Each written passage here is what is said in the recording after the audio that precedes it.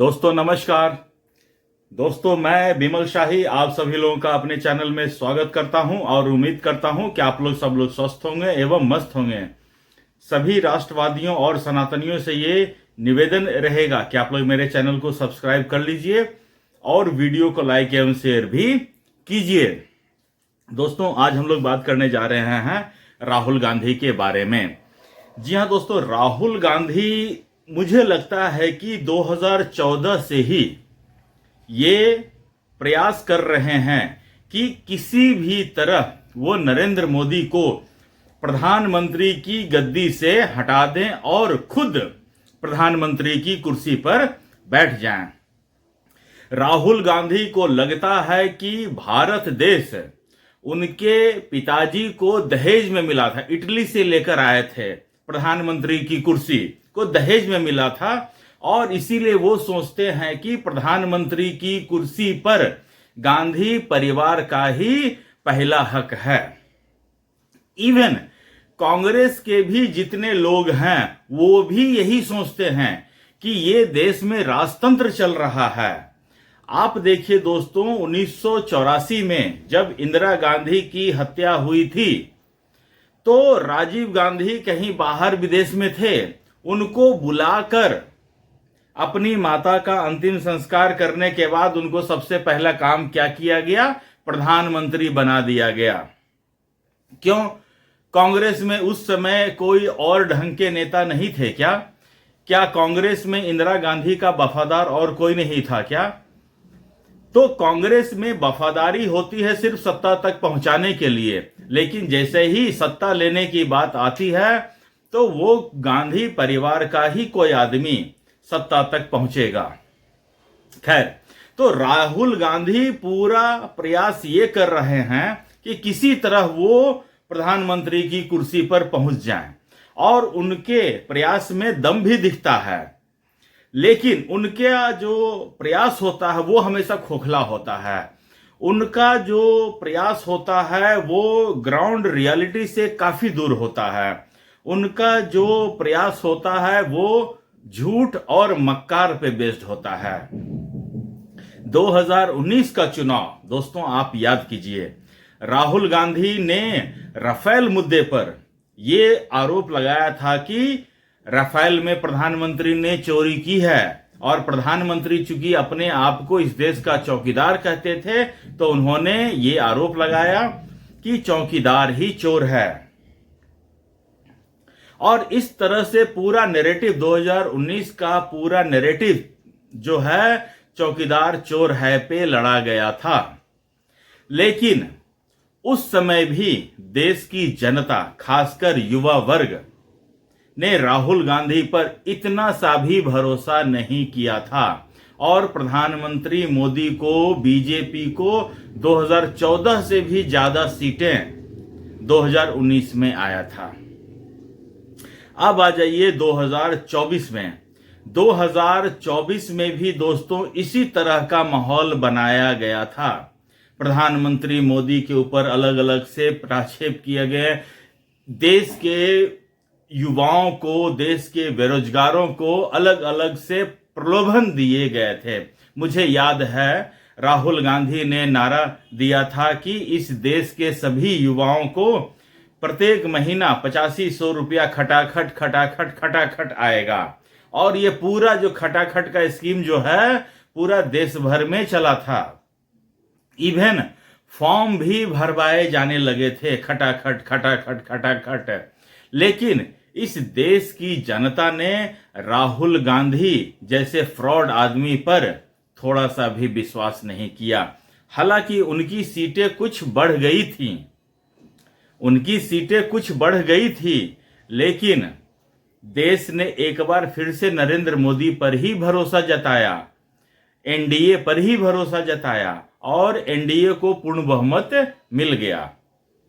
अब राहुल गांधी जैसे ही चुनाव खत्म हुआ, राहुल गांधी असीम चिंता में डूब गए कि अब मेरा क्या होगा। तो राहुल गांधी को ऐसा लगा कि हमारे देश के आजू बाजू के जो देश हैं वहां पर जो छात्र जो वर्ग हैं उनका आंदोलन होता है तो वो लोग सत्ता को परिवर्तन कर देते हैं। पिछला साल जैसे बांग्लादेश में हुआ था, वहां पर छात्रों का आंदोलन हुआ कि जो शेख हसीना की जो सरकार थी वो वोट चोरी करके, इलेक्शन को मैनिपुलेट करके वो चुनाव जीती थी। और वहां के छात्रों ने एक बड़ा आंदोलन किया और शेख हसीना को गद्दी से हटाकर तत्कालीन के जो अभी के जो प्रधानमंत्री हैं गद्दी पर बैठे हैं। उसके बाद दोस्तों अभी कुछ दिन पहले नेपाल में भी यही हाल हुआ। पूरा का पूरा जेनजी जिसे कहा जाता है, छात्र लोग, युवा वर्ग के लोग, वो सड़कों पर आए और नेपाल में गद्दी मतलब कि जो प्रधानमंत्री था उनको गद्दी छोड़कर भागना पड़ा, जो राष्ट्रपति थे उनको गद्दी छोड़कर भागना पड़ा, अपोजिशन के नेता उनको दौड़ा दौड़ा कर लोगों ने पीटा। तो नेपाल में भी सत्ता परिवर्तन हुआ। तो अब भारत में जो विपक्ष के लोग हैं वो ये चाह रहे हैं कि भारत में नेपाल जैसा कुछ हो जाए। यहाँ के जो युवा वर्ग के लोग हैं जिसे जेनजी कहा जाता है, जेनजी का डेफिनेशन मैं बता देता हूं दोस्तों, जो 1997 से 2012 के बीच में जन्मे हैं उन्हें जेनजी कहा जाता है। तो भारत को ऐसा लग रहा है कि जो जेनजी वर्ग के लोग हैं वो इसी तरह का मतलब विद्रोह करे नरेंद्र मोदी सरकार के खिलाफ, बीजेपी की सरकार के खिलाफ। और इन लोगों की तो बस की बात रही नहीं कि नरेंद्र मोदी को गद्दी से हटा सके चुनाव जीतकर। अभी देख लीजिए 2024 में नरेंद्र मोदी को कुछ सीटें कम मिली, बीजेपी को कुछ सीटें कम मिली, लेकिन उसके बाद हुआ हरियाणा का चुनाव, उसके बाद हुआ महाराष्ट्र का चुनाव, उसके बाद हुआ दिल्ली का चुनाव। कांग्रेस तीनों स्टेट में धराशायी, एक भी मतलब किसी भी स्टेट में सरकार बना नहीं पाई।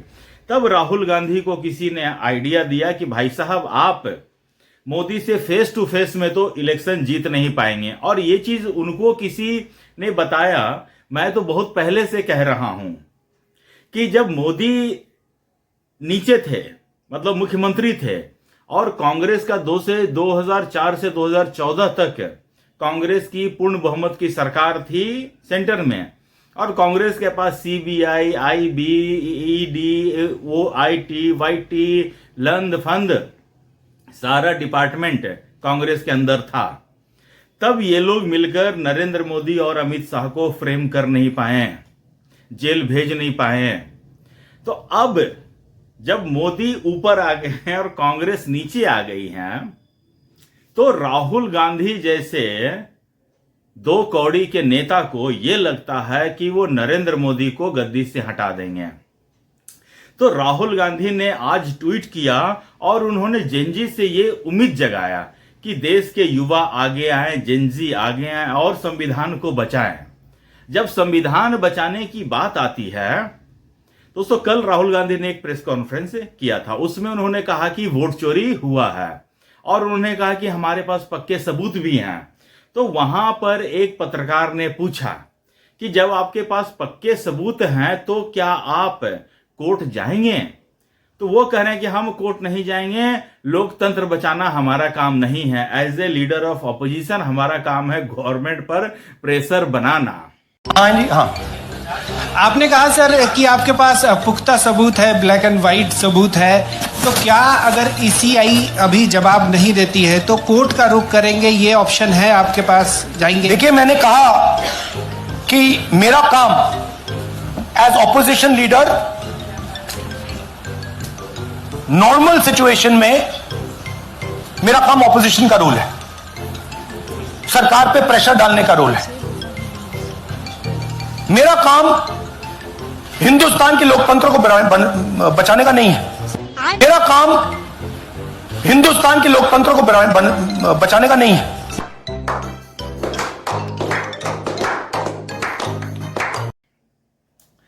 तो भैया, तो फिर संविधान क्या किताब लेकर घूमते क्यों फिरते हो कि हम संविधान बचाने निकले हैं? और यहां पर कह रहे हो कि संविधान बचाना हमारा काम नहीं है। एक्चुअली दोस्तों, राहुल गांधी के पास मतलब तुरंत से अगर कोई क्वेश्चन आउट ऑफ सिलेबस पूछ दे तो तुरंत आंसर उसका होता नहीं है, तो वो कुछ का कुछ बोलकर अपनी मिट्टी पलीत कर लेते हैं। तो दोस्तों, उन्होंने जेनजी से आह्वान किया और आज जेनजी ने अपना जो है अपनी ताकत दिखाई, और वो ताकत राहुल गांधी के अगेंस्ट ही है। राहुल गांधी जिस जेनजी को कह रहे हैं ना सड़क पे आओ विद्रोह करो, कहीं राहुल गांधी की ये मतलब बहुत भारी मिस्टेक वाली न गलती हो जाए। तो देखिए दोस्तों, आज जो है दिल्ली यूनिवर्सिटी स्टूडेंट यूनियन, उनका जो इलेक्शन होता है देश के सबसे बड़े विश्वविद्यालय डीयू, उसका जो विद्यार्थी का जो इलेक्शन होता है उसका रिजल्ट आज आया है। तो उसमें देखिए, प्रेसिडेंट पोस्ट के लिए एबीवीपी के जो बीजेपी के छात्र विंग हैं, एबीवीपी के आर्यन मान जीते हैं, उनको मिले 28,441 वोट। वाइस प्रेसिडेंट के लिए कांग्रेस के जो एनएसयूआई है वो राहुल झांसला जीते हैं, उनको मिला है 29,339 वोट। उसके बाद सेक्रेटरी और ज्वाइंट सेक्रेटरी के लिए अगेन फिर से एबीवीपी का कैंडिडेट कुणाल चौधरी और दीपिका झा, वो दोनों जीते हैं। दोनों को क्रमशः 23,789 और 21,825 वोट मिले हैं। तो जेनजी ने अपना विचार राहुल गांधी को बता दिया है, जेनजी ने अपनी ताकत राहुल गांधी को बता दिया है। आज डीयू के चुनाव के रिजल्ट में आप देख रहे हैं बीजेपी के जो छात्र विंग हैं एबीवीपी, उनके 3 कैंडिडेट जीते और कांग्रेस का जो एक कैंडिडेट खाली जीता है। तो राहुल गांधी को अब भी समझ में आ जाना चाहिए कि जो काम अब से नहीं हो सकता है, जो काम आपके बस की है ही नहीं, उस काम के लिए दीवार पर सर क्यों फोड़ रहे हैं। मैं फिर कह रहा हूं कि नरेंद्र मोदी को चुनाव में हराना या साजिश करके हराना, ये राहुल गांधी के बस की बात नहीं है। तो दोस्तों, लगता है थोड़ी सी गले में दिक्कत आ गई है। तो आज के लिए इतना ही अपडेट मुझे देना था। आप लोग अपना ख्याल रखिए, स्वस्थ रहिए, मस्त रहिए। तब तक के लिए नमस्कार, बाय।